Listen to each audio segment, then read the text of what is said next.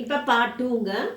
இப்போ வந்து வானல் வந்து நல்லா காஞ்சிட்டு நம்ம வந்து தேவையான அளவுக்கு எண்ணெய் விட்டுக்கிறோம்.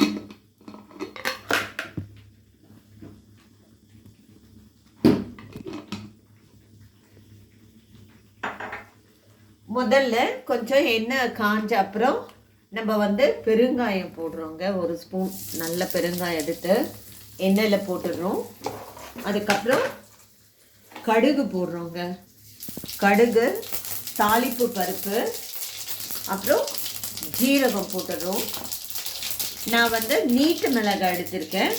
உங்களுக்கு வந்து குண்டு மிளகாய் இருந்ததுன்னா உங்களுக்கு குண்டு மிளகாய் போட்டு நல்லா தாளிக்கலாங்க. இப்போ நல்லா எல்லாமே கொட்டி வதக்கணுங்க. வெங்காயம், தக்காளி, மிளகாய், கருவேப்பிலை எல்லாம் போட்டு நல்லா இந்த மாதிரி நீட்டாக வதக்கணுங்க. நல்லா வதக்கிட்டு நம்ம வந்து லைட்டாக சால்ட் ஆட் பண்ண போகிறோம். தேவையான அளவுக்கு உப்பு ஆட் பண்ண போகிறோம். இந்த பக்கம் பார்த்தீங்கன்னா நீங்கள் வந்து பூசணிக்காய் வந்து லைட்டு சால்ட்டு போட்டு நல்லா வேக வைக்கிறாங்க. இந்த மாதிரி நல்லா குக் பண்ணணும். குக் பண்ணிவிட்டு ஆட் பண்ணுங்க.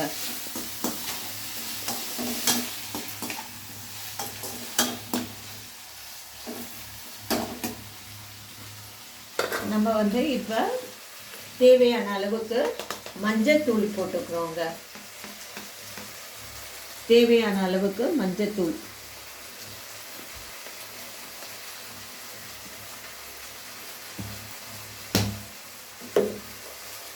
தேவையான அளவுக்கு மஞ்சத்தூள் போட்டு நல்லா இப்படி வதக்குறோம்.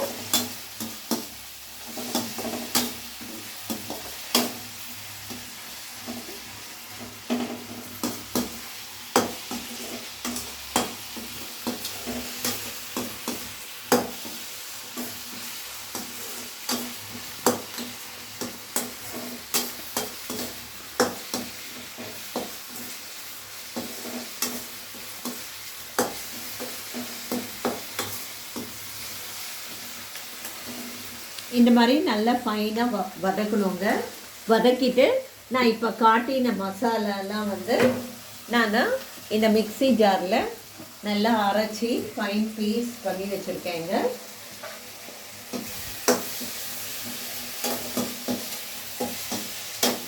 இந்த மாதிரி நல்லா விடாமல் வதக்குனீங்கன்னா அந்த வெங்காயம், தக்காளி எல்லாம் நல்லா வதங்கி நல்ல ஒரு பதத்துக்கு வருங்க. இந்த பதம் வந்த உடனே நம்ம வந்து அரைச்சி வச்ச பீஸ் வந்து நல்லா எண்ணெயில் வதக்கணும்.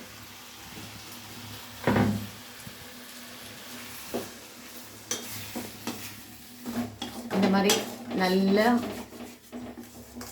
வதக்கணுங்க. மஞ்சத்தூள் போட்டு வதக்கிட்டு இப்படி கொஞ்சம் வெயிட் பண்ணுங்க.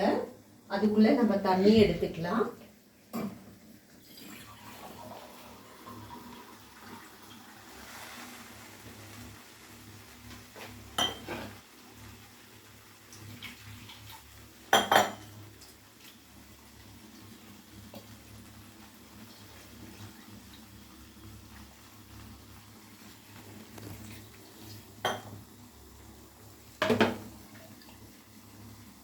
நம்ம வந்து தண்ணி எடுத்துட்டு நல்லா இந்த மாதிரி வதங்கின அப்புறம் இந்த மிக்சியில் நம்ம அரைச்சிருக்கோம் இல்லைங்களா, அதில் கொஞ்சம் போதும் தண்ணியை நல்லா விட்டு வாஷ் பண்ணி இப்படி மிக்ஸ் பண்ணிக்கலாங்க.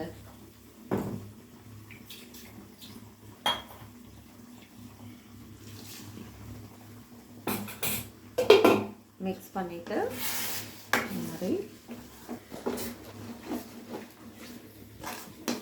கொஞ்ச நேரம் நம்ம வதக்கினதுனால இது வந்து நிறைய நேரம் நம்மளுக்கு எடுக்காது இந்த குழம்பு கொதிக்கிறதுக்கு. ஏன்னா பச்சை வாசனை போகிறதுக்கு தான் நம்ம வந்து நல்ல எண்ணெய் விட்டு வதக்குறோம். நம்மளுக்கு தயிர் விட்ட உடனே இந்த குழம்பு வந்து கொஞ்சம் நீட்ட மாதிரி இருக்குங்க. அதனால நம்ம வந்து இந்த குழம்புக்கு வந்து நிறைய தண்ணி வந்து சேர்க்க வேண்டாம். இந்த மாதிரி நல்லா ஃபைனாக வதக்கிடணுங்க.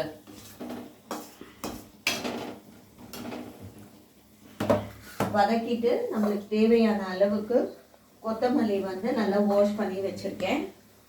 நல்லா குட்டி குட்டியாக கட் பண்ணிக்கணுங்க. நல்லா கொத்தமல்லியை குட்டி குட்டியாக கட் பண்ணிவிட்டு ரெடி பண்ணி வச்சுக்கணும்.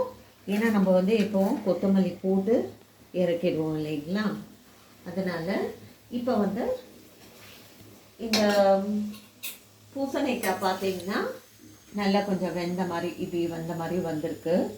இப்போ கேஸ் ஸ்டவ் ஆஃப் பண்ணிடுறோம். ஆஃப் பண்ணிவிட்டு நம்ம வந்து இந்த பூசணிக்காவை இதில் ஆட் பண்ணிக்கிறோங்க.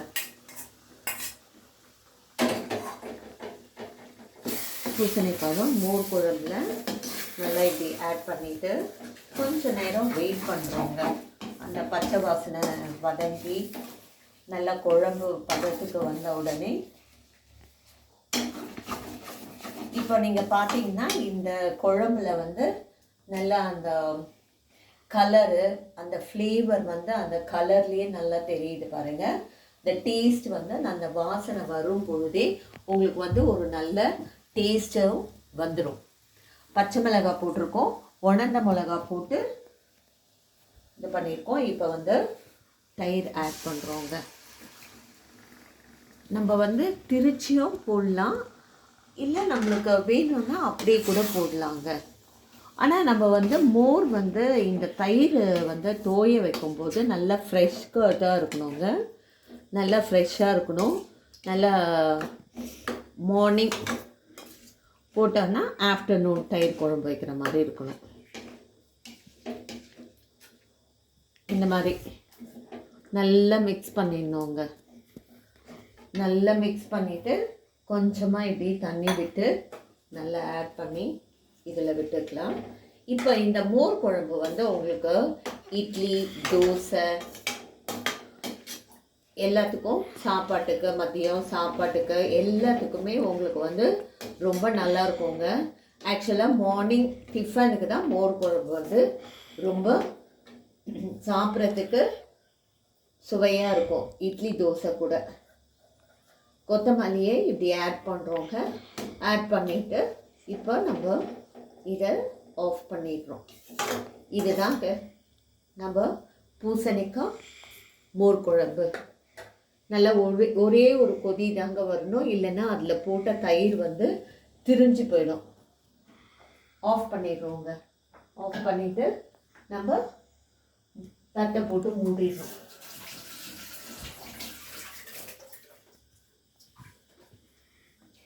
இது உங்களுக்கு பிடிச்சிருந்தா நீங்கள் லைக் பண்ணுங்கள், சப்ஸ்கிரைப் பண்ணுங்கள்.